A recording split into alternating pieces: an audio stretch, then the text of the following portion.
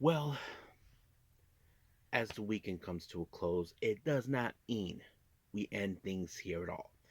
So today, we're just going to do two reviews for you guys. The first one is, of course, the latest Stardom in Hachioji. Hopefully, I pronounced it right. This took place just recently, and then, of course, New Japan has begun, or well, they already had begun with the road to Tokyo Dome. As you know, we are almost there to the Tokyo Dome for Wrestle Kingdom and Wrestle Dynasty. So a lot of things could happen before then. And then, of course, we cap up our episode with some news updates to give you guys updates on what's been happening in the world of pro wrestling, such as what events the promotions are thrown out, who's booked, what matches are set, including developments that are happening in the world of pro wrestling as we speak. So, let's get ready for another episode of Deleted Wrestle Zone.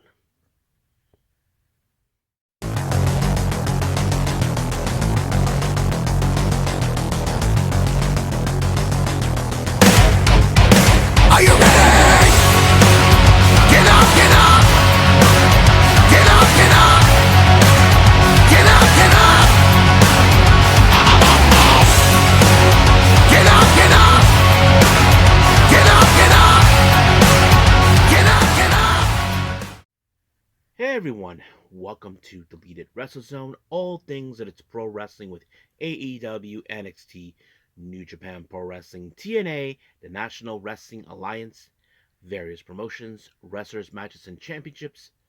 I am your host, J-Rod here. So, if you are new to the channel, welcome. This is a channel where we do a lot of pro wrestling reviews from various promotions, not only here in the United States, but also in Japan, Mexico, Canada, Europe, the UK, anywhere in the world pro wrestling is not as big, but it continues to grow.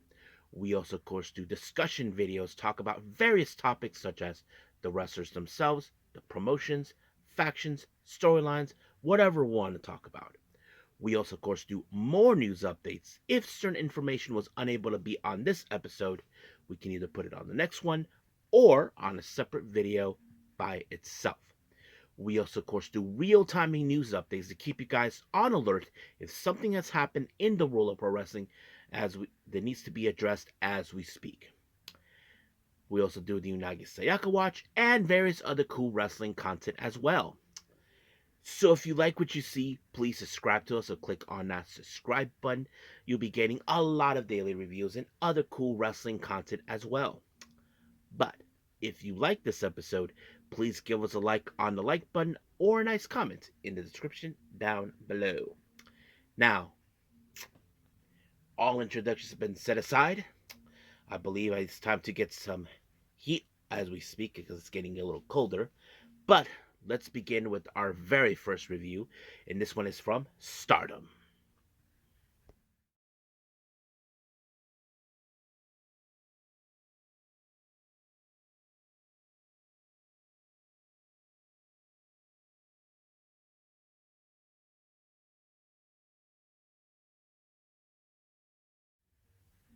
Alrighty then, so let's begin with our very first review, and this one is from Stardom with in Hachioji.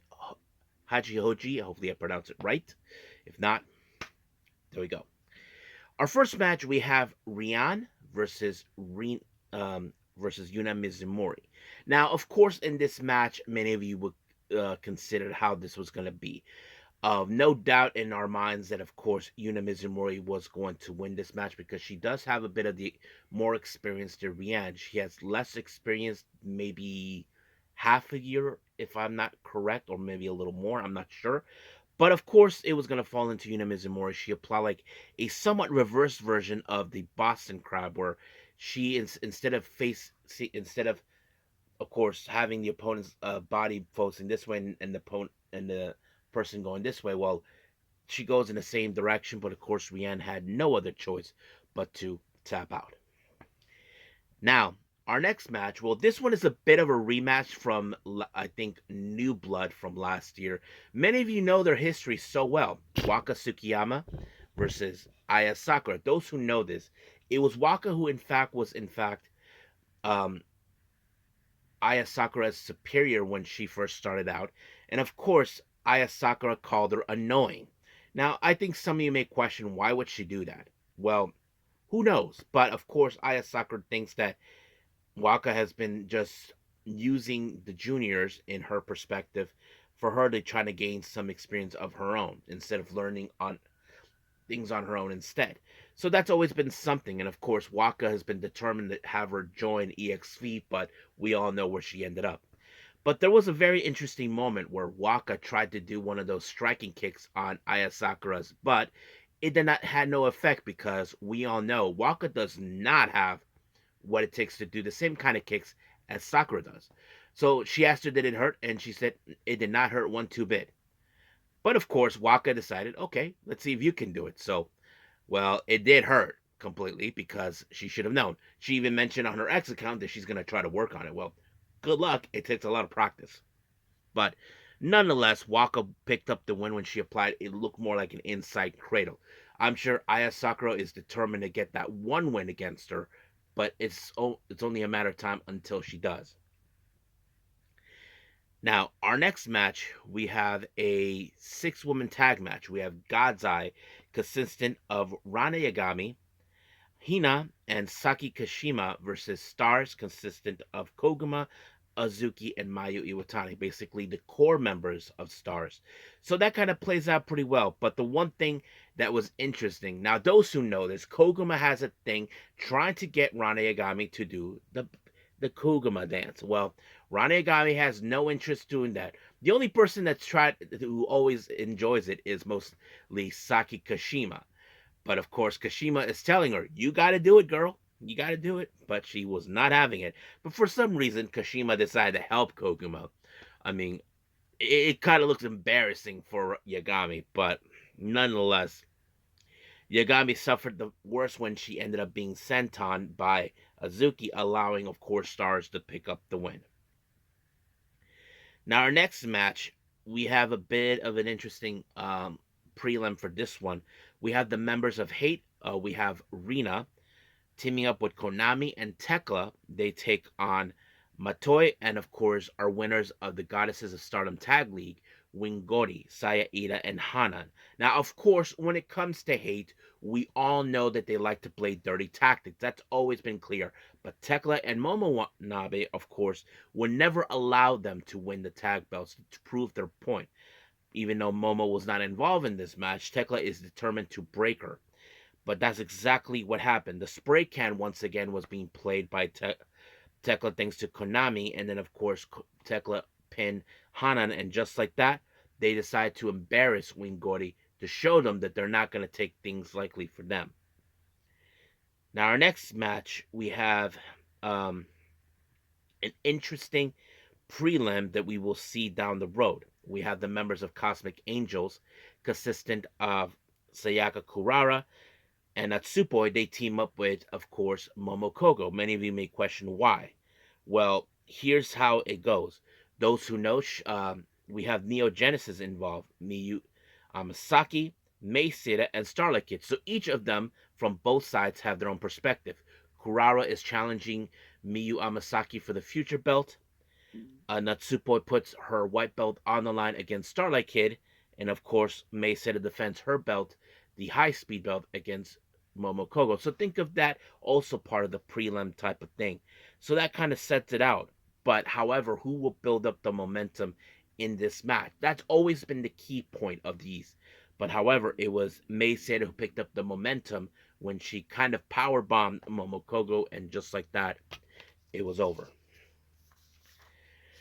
Now, our next match, well, we will see the members involved on the 29th. We have the members of Hate, Sayakami Tani, Raka, and Natsuko Tora. They face against the combined forces of Maika and the Cosmic Angels, consistent of Sayuri Anu and Tam Nakano. Now, remember, Maika and Tam, they're not best of friends at all, but they do have a common enemy, which is, of course, Hate, what they've been having a problem with for months. But however, when it comes to Hate, of course, they always get involved in their dirty tactics. That's always been the shtick. But however, it was Raka who suffered the fate of the Michinoku driver by Maika, and just like that, 1, 2, 3 is over. So basically, a bit of the momentum has been picked up by Maika. as you know, when she will face Natsuko Tora in a no disqualification match at Dream Queendom. Now, our main event is the International Women's Cup four-way. Now, one of these ladies will represent Stardom in the four-way match at Wrestle Dynasty on the 5th of January. So who will that be? We have Momo Watanabe, Tomoka Inaba, Suzuki, and Shuri. So basically, we have some strong competitors, involved in this one. I mean, we know that Momo Watanabe is determined to win no matter what, with her smug smile. Well, Tomoka, she doesn't actually is part of the Stardom roster, but we know that her mentor has been part of New Japan for a long time. Zuzu, we know wants to prove that she wants to be the face of pro wrestling. But however, this match ended with Momo Watanabe applying the Peach Sunrise, and she applied that to Tomoka, and just like that, 1, 2, 3, it's done. So Momo Watanabe represents Stardom. So we'll see what happens at that. So I think that's pretty much it what we have for right now with Stardom. So let's move on with New Japan Pro Wrestling.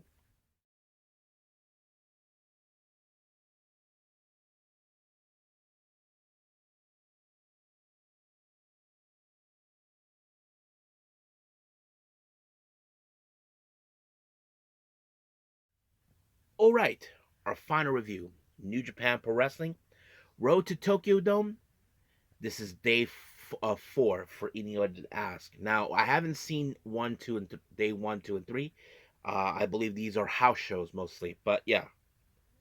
But nonetheless, let's begin. Our first match is a Chase Your Dreams match. We have the young lion Shota Kato taking on a mystery opponent, and that opponent turned out to be the Time Bomb himself, Hiromu Takahashi. So you probably can guess this match won in his favor. It's no secret on that, because it was, as always, when it comes to with the young lions, if a veteran wrestler defeats them, they put them in the Boston Crab, and that's exactly what Hiromu did. So just like that, it was over. Our next match, we have Boltin Oleg taking on Satoshi Kojima. I thought this match was pretty good. It did show a bit of what Boltin Oleg is all about, facing off a very tough and strong veteran like Kojima. But as always, when it comes to Boltin, we have seen what he can do, not to mention making a very strong presence. He actually applied the kamikaze on Kojima, and just like that, it was over. Now, our next match is a very interesting three-way tag match, because one of these guys will be having momentum. We have TMDK's Hartley Jackson and Rohi Oiwa versus the United Empire's Jacob Austin Young and Jeff Cobb, taking on those idiots who we despise the most, the House of Torture, Yujiro Takahashi and Ren Narita. But however, when it comes to House of Torture, they immediately attack their opponents right before the bell to get, because that's how they are. They don't give a damn about the rules. They just want to win and get what they want. And that's exactly what we thought. But goddamn, effing Narita with the push-up bar once again at it again by whacking Jay and then do the bloody cross just like that, winning. And however, we had a surprise visit. Ho ho ho! That's right, Santa Claus showed up, and apparently he had a little present for Ren Narita, who was like confused with his head up his you know where, because he had no clue what was going on. So the present was a pair of sunglasses that belonged to someone we haven't seen, and that is E.L.P. Yep, he is back, folks. He is El Phantasmo is back. Man, it's been a long time. We all know he was dealing with some health issues, and now he's okay, and he is ready to deal with Narita. So basically, as you know, it's now been confirmed that he's going to be challenging for the TV title in a four-way match. So basically, Ren Narita, you may run with that smug face of yours, dickhead, but let's see how you can do when it comes to it. Let's see what tricks you have up your sleeve. So we'll see what happens. Now, this next match is a bit of a prelim before we get to Wrestle Kingdom on January 4th at the Tokyo Dome. we have like a bit of the odd couple, Master Wato and El Desperado. Yes, because these guys are like oil and water, even though we all know this, the theory is they don't mix. But they take on, of course, just four guys, Taka Michinoku and Doiki, because don't forget, Doiki will defend the IWGP Junior title at Wrestle Kingdom against El Desperado. So the real question is, who will build up the momentum to get there? Well, luckily it was, of course, El Desperado when he applied the dose, and just like that, it was over. Now, our next match, we have a four-way match. We have Drilla Maloney, Francisco Akira, Robbie Eagles, and Kevin Knight. So basically, it's like a momentum of who's going to be involved in the junior division.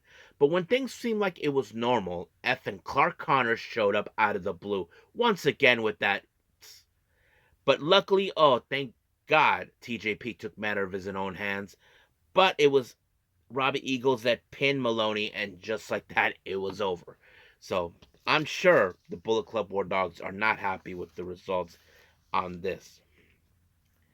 Now, our next match, we have LIJ, Bushi, Shingo Takagi, and Yota Tsuji taking on the Bullet Club War Dogs, or should I call them the Bullet Club War Puppies, or just the big babies that they are. We have Geto, Sonata, and David Finlay. So, as you know, when it comes to War Dogs, they look ways to cheat and cut through. However, there was a moment where people are calling it the groin incident. What happened is Sonata accidentally hit Bushi with his boot onto Bushi's groin, and then when Bushi fell, he landed on Sonata's groin. So it's a bit of a karma, Sonata. You should have seen that one coming, but you didn't. But of course, we were going to see the moment because David Finlay, his issues towards Yota Tsuji, he thinks that he is a guy who should not be in New Japan for wasting two opportunities. We're talking about, of course, the New Japan Cup and the finals of the G1. But however, it was of course, Yota Tsuji that speared Geto, and just like that, it was over. But Finlay decided to retaliate to teach him a lesson, but it backfired on him because he later got speared, and just like that, it was over. So we'll see what happens. Next up, we have Hiroshi Tanahashi and Shota Umino teaming up, taking on TMDK's Kosei Fujita and Zack Sabre Jr. Now remember, Zack Sabre Jr. will defend the IWGP World Heavyweight title against Shota Umino at the Tokyo Dome. So that sets it up right there. However, who was going to build up the momentum? That was, of course, Zack Sabre Jr. when he applied the Zack driver on Tanahashi. Now, our next match, we have the KOPW title defended in a best of Taichi KOPW 3 out of falls. Taichi versus Great-O-Khan. So the first match was a no rope sumo rules match. And of course, we know that Taichi has experience in this type of scenario, so he picked up the win. But however, the second fall, they had a special guest reef. It's because it involves someone's past, and that is, of course, Kanemaru, someone that Taichi and lose. But of course, this dickhead decides to help Great-O-Khan, which was no surprise. But unfortunately, this match ended with, of course, Khan applying the Eliminator, and just like that, it was over. Now, the next match, it was supposed to be a lumberjack match, but Taichi decided, let's turn it into a last man standing, which was a brutalized scenario. But however, out of nowhere, this match ended in a draw. So, due to the fact this match announced that, of course, Great-O-Khan retains the belt, but basically that's how it goes. But Great-O-Khan said that he's going to reiterate this title into something else. Basically, he's going to change it into an IWGP title. I don't know exactly what he's planning, but that's going to happen at the Tokyo Dome. So we'll see where that leads from here on out. But we'll see what happens. I think we still got more road to the Tokyo Dome. But for right now, we are done with everything. So let's go to do our final thing, which is news updates.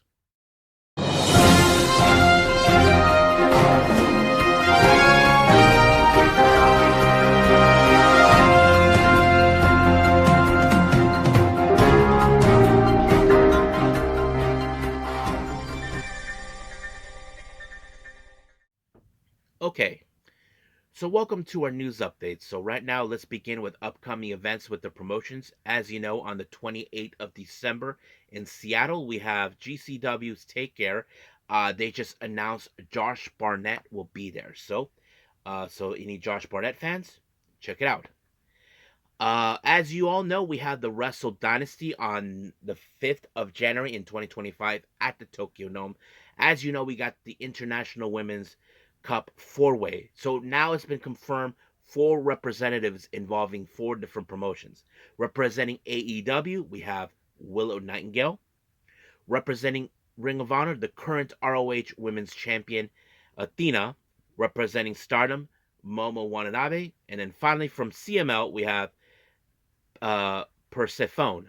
I think that's her name. So yeah, so those are the four, and I think many of us are questioning who will walk out. I think some people would think Willow will walk out, but we will see what happens. Finally, we have, of course, the upcoming event in March, 16 Karat Gold by German promotion WXW, West Side Extreme Wrestling, that will take place between the 7th and through the 9th of March in 2025. They just announced participant number 8, and I think many of you may like this one. We have, of course, the current TNA Knockouts World Champion, Masha Slamovich, will be, in fact, involved, which is very interesting to hear, so I'm looking forward to it. Now, for our developments, many of you may have heard the report recently. There was one I put out a couple of weeks ago about AEW Rampage. So it's now been confirmed by Tony Khan that Rampage will have its final show this coming Friday on the 27th. So basically, that's what's going to happen. So let's just enjoy the last one until we see what goes on next. Now, Dominik Mysterio, this is a very interesting going on. Dominik Mysterio was talking about his WrestleMania streak. Many of you who know this or not, he is currently 0-3. So basically, he has no wins but 3 losses. But this is what he is aiming for. And now I talked to a friend of mine about this, and he thinks it's hilarious, but at the same time, he thinks he can pull off if he remains as a heel. He wants to do an opposite of The Undertaker. Now, many of you know what I'm talking about. Undertaker had a fantastic winning streak until, we saw him lose to Brock Lesnar. But however, he wants to maintain the record of losing his WrestleMania matches. Now, some people would think, that's ridiculous. Why would he do that? But it kind of reminded me a little bit of the Waka Tsukiyama thing where she was just losing all her matches. But the WrestleMania thing, that's a very interesting thing to see.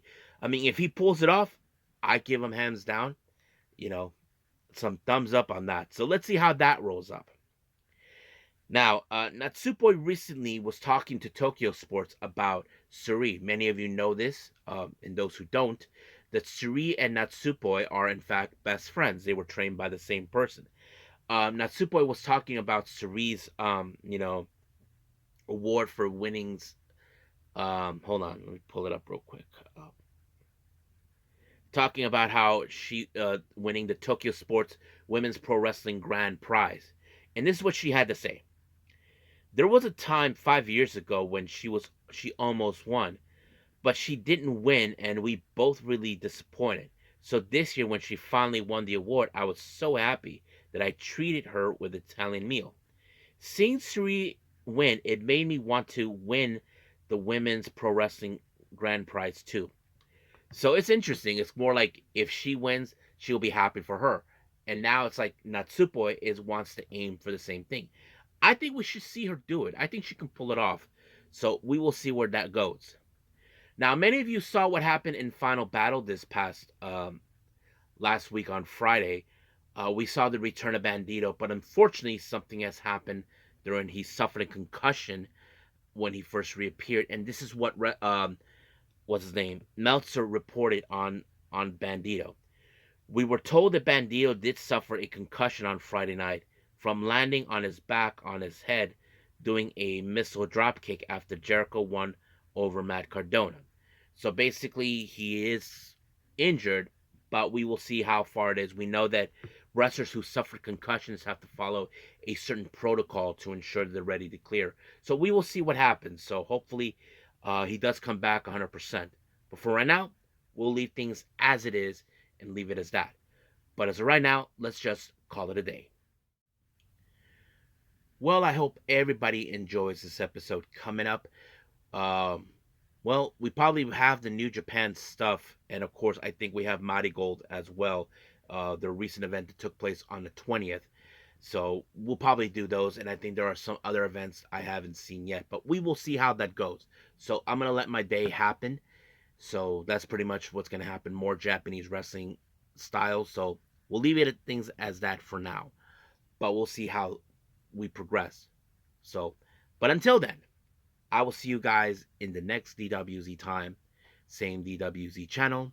I must bid all of you adieu. So, goodbye. Have a nice day.